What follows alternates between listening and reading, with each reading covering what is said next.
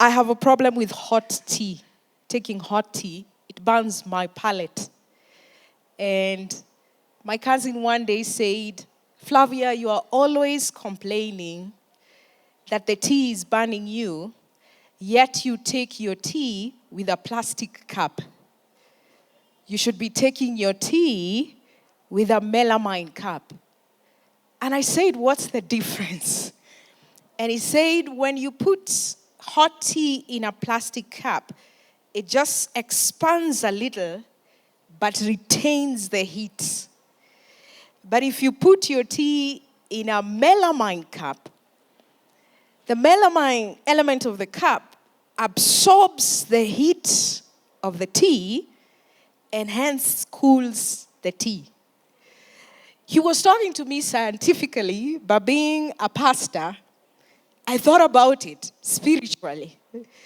So as we enter our next discussion, as we reflect on remembering who you are and what you are made of, allow me just to ask that first question. You ask amongst your table, are you a melamine cup or are you a plastic cup? When the heat comes, you just expand and retain it until when that cup of tea is finished and that assignment is done. But there are some of us that are melamine cups. You absorb the heat and cool the consumption of the rest of the people that are around us. So that's on a light moment. So that's the first question I want you to discuss amongst your table. Ask your neighbor, what are you made of? What are you made of? Are you a plastic cup or are you a melamine cup? But I also want us to just have a few questions around the table. We already touched a little bit on what you love most about your city. Realize that most of you spoke about nature, food, culture. Now, I want you to think about a prophetic element concerning your city. When you look at what God has ordained for your city, we used to call it a theological vision and a prophetic history concerning your city. So let's go a little bit deeper. We liked the food, we liked the spices, we liked the ocean, we liked the Gen Z. Maybe the Gen Z is a bit prophetic because of the role that they play. But let's revisit that question. What do you like most about the city?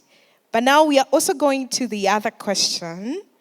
I love a Nairobi where, what is that you would want to see in that city that shows you that there was still a plan that God had for the city, and you are also part of the plan that God still has, and we are going to stick with the plan. Amen? Are we together? I can see people processing. In Kenya, we know you are processing when you are lost. And I can see somebody saying, am I really ready for this? Tell your neighbor you are ready for it. You are ready for it. You were built for this. Sindio, in another word that we are learning today is that Sindio means yes, you are made for this. Amen? Amen. So these are my next questions, and we will just take 5 minutes on this so that we can have our next speaker. And then we will also be getting into the scholars team that has come up with a decadal plan, giving us an example of what you can do together as a team. Amen? Amen. Are we ready? Let me see around your tables. Who is your rapporteur? Is it a rapporteur? Or the team leader, the Joshua, who is leading you to the promised land? Let your team leader raise their hand from each table. Okay, I see Henrika for that table. Where is the rapporteur? I see a hand at the back. Does each table have a Joshua and a rapporteur in their team? Do you? Are we together? So, The question that I have for us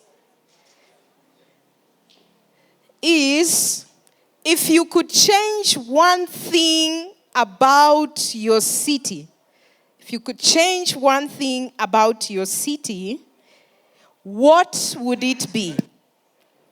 And just to allow you to have a scope of something that you would change, you have 1 to 5 years. 1 to 5 years. If you could change one thing about your city, what would it be? Okay? Tuko pamoja. Remember the new word for our guests? Tuko pamoja. Amen. Rebecca is saying, yes, we are together.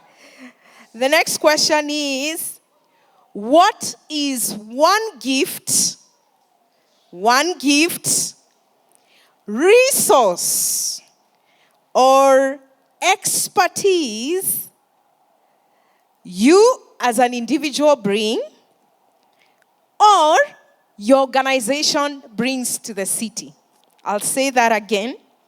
What is one gift, resource, or expertise that you as an individual or as an organization brings to the city? One gift, resource, or expertise you bring to your organization. Okay? So I'm giving you 2 minutes. Media, help me with a timer. Your brilliant minds. 2 minutes. This is where it's too short. Yes. So Dr. Esther is clarifying 2 minutes per question. So that means 4 minutes for the 2 questions. There was one thing you could change about your city in the next between 1 to 5 years, what would it be? And then, what is one gift, resource, or expertise you as an individual or your organization brings to the city? Timer. Media, help me. 5 minutes, because we have 2 minutes for one question, another 2 minutes for the other question. And then we gather together and we hear from a couple of tables before we bring our next speaker.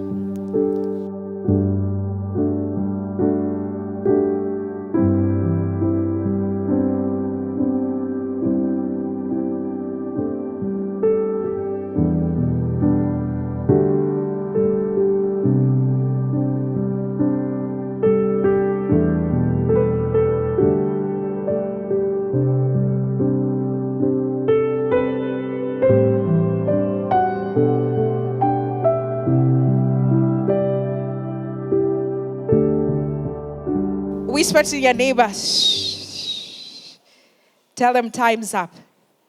The exam is done. Time up. I want us to hear from a few tables. Help me in summarizing. Just give an overview or a core. If you have a few people that have said the same thing, just consolidate that. Because I want to give a minute per table, okay? Pastor Riggs, where do we start? We start that side, okay? So Pastor Riggs will be on this side and Isaac will be on that side. Let's see. Who is that is being bold?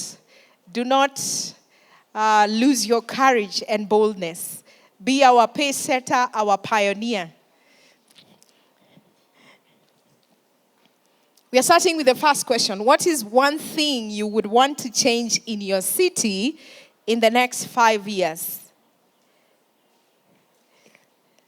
Let me have volunteers. Pastor Riggs, by the powers invested in you, you can appoint someone. Hello. Thank you. So, my name is Patia. I'm representing this table here. So, on my table, for the first question, if you could change one thing on your city, what would it be? Number one, the gentleman here mentioned the transport system.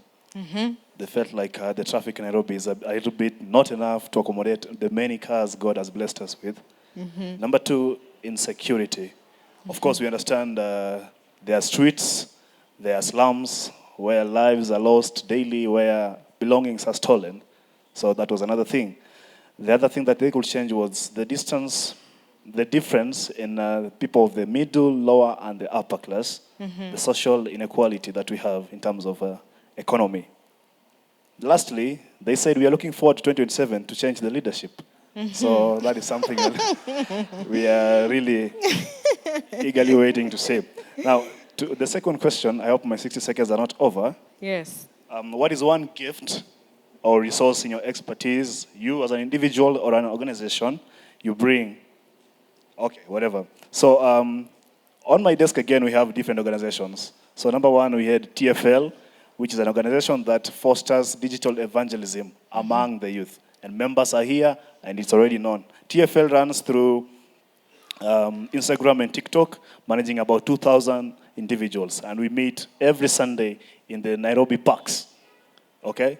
Thank you. The other organization represented is By Grace, which is an organization that aims at transforming lives through holistic education. Oh, sorry, just the CEO of TFL reminds me that TFL means the first love. Been it somewhere. I was talking about By Grace. It's an organization that transforms lives through holistic education. And they don't just meet the needs of education, which are immediate, but they also go far and beyond to meet the needs of dignity and also invest in the lives of these people. So it's a family that the Lord has given us. Thank you so much for your time. Thank you. Let's appreciate him. Before we go to the next table, just for context for our visitors, 2027 is an election year for Kenya. And that's why they're saying that they would want to change leadership. I'll come to this side. Isaac, just the table that you're next to, on your left. Let someone speak from that table.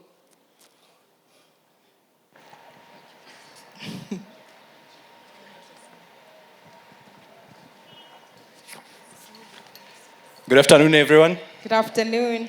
My name is Kenneth Irongo Mwangi, and I represent this table. So one thing we would want to change in our city is the corruption narrative. And we do that by living out our true identity and changing, understanding who we are and living out the change that we want to see. Yeah, and a gift or resource or expertise that we bring to the table is creativity and talents, and basically calling out the corruption and through our creativity and talents, and that is how that is the gift and expertise that we bring to the table. Thank you. Is that a Gen Z table? Kenyans on Twitter. Yes. We are known globally. I want us to come to another Gen Z table here, Isaac, where Judah was. Here, yes. That's Henrika Amoafu. 100% Kenyan, 100% Ghanaian. Thank you, Pastor Flavia. Yes, my name is Henrika. It's great to be in the room, and it's great to hear that some of what rewrote has also been spoken about when it comes to corruption and poverty. We also spoke about clean cities and green spaces where people can connect and meet without having to be in cramped buildings, but where we can share and connect over shared beliefs, for example. We spoke about safety and security, because when people are safe, then they're freer to connect over ideas and speak about faith and so much more. A lot of what we spoke about had to do with leadership. When we think of city planning, when we think of spaces for, marketplaces where they're not people selling on the road and then they're chased away and people are harmed, all of these things tie back to leadership, which ties back into discipleship as well. And so when we spoke about what we can bring to the table, some of it had to do with organizing and coordinating gospel events within our localities and building and strengthening holistic disciple-making cultures in churches, schools, and communities. The organization for that would be the Navigators. Something else I think I can add is minding the gap, paying attention to the gap. You know, we're Gen Z, but we also have people from multiple ages. So how can we share wisdom and expertise? How can we educate about AI to the older people? How can we share wisdom from what we have not experienced as the Gen Z? So there's a lot of opportunity, and we had a good discussion. Thank you. Thank you. Because I hold the mic and I know some people that I need to put on the spot, there's a table where the chairman of the Youth Evangelical Alliance of Kenya is seated. Don't you think you would want to hear what they discussed on that table? Yeah, please take it to Reverend Moses' table. Let's hear from that table. Yeah, the Youth Evangelical Alliance of Kenya. Let's hear what you guys were discussing. Hi, everyone. Hi. So my name is Raphael, and so here's some of the things we discussed about changing the city. So we discussed about leadership, basically just the governance, and we truly believe, everything rises and falls, under leadership, and we thought of, that now narrows down to, how do we live, from homes, society. So I believe, if we just check the way we live, we keep on complaining about, the governance, we keep on complaining about the leadership, but, when you look at it at a personal level, how are you, how do you live, do you have integrity, etc. So the other one is one gift resource. So living in integrity, stewardship, discipleship. Thank you. Thank you so much. Let's appreciate them. I need a table that has marketplace leaders. And as we come, Pastor Riggs, we will want to hear from the greatest population in Africa, the brothers from Lagos. We want to hear what you would want to do in Nigeria. But is there a table where you have marketplace people mostly, not a parachurch or a ministry organization? Okay, let me see. I know most of you. I will put you on the spot. I will put you on the spot. Who do we go to? Pastor Riggs, the table at the end with the ladies. Apple. Let's hear what the ladies discussed. Then we will finish with the Lagos team. We'll come back during another interactive session, and we will also get to hear from our friends from the US and the other cities that are outside of Nairobi. Okay, ladies at the back. Shalom, brethren. Hi, guys. My name is Sasha. We talked about a lot here, just as everyone has said. I think if you can see the state of our nation, everybody has said government, fantastic. But one thing we also talked about was culture, from all ways that it comes through, how people talk to one another, transport, infrastructure, government services, etc., etc. Our biggest issue was the culture that leads to chaos. And then a resource or expertise that organizations bring to the city was community responsibility. We talked about how it's easy to blame other people but not take responsibility for yourself, from bribing to littering to impatience, like such little things. So yeah, in totality, that's all we talked about. Yeah. Thank you. Government, culture. Last but not least for this segment, our brothers from Nigeria. Oga, bring it on.